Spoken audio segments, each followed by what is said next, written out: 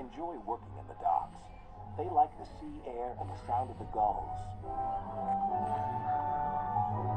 But one day, the friends were feeling hot and bothered. A crane was causing trouble. His name is Cranky, and this was his first day at the docks. "You're useless little bugs," he called from above. "If you put these freight cars on the inside lines, then I wouldn't have so far to travel." "Rubbish," said Thomas. "No crane has ever complained before." "Well, I'm complaining now." And Cranky banged his load down on the quayside.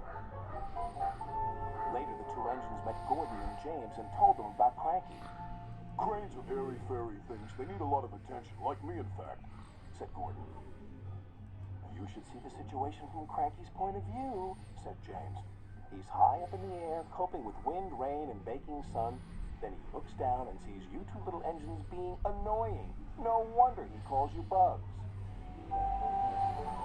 When Cranky heard the big engines agreed with him, he grew bossier still. Come on, push those freight cars closer to me." But Percy was too upset to concentrate and pushed the freight cars too far. Poor Percy. Then Cranky played a trick on Thomas. "Push your freight cars onto the outside line. It's easier for me to load up." So Thomas did.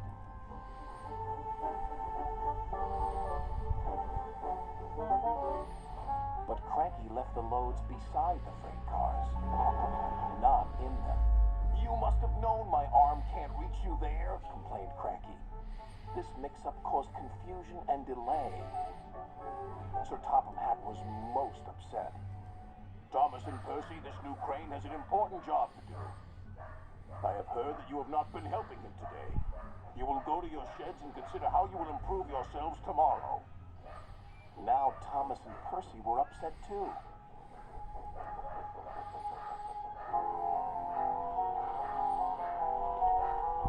That evening, a big storm raged across the island.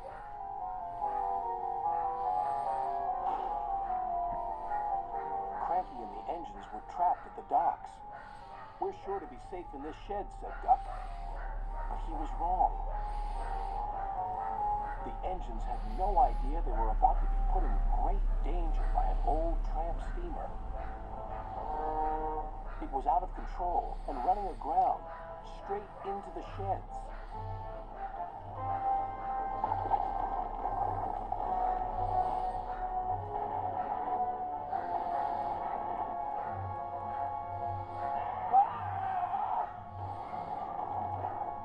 "Help!"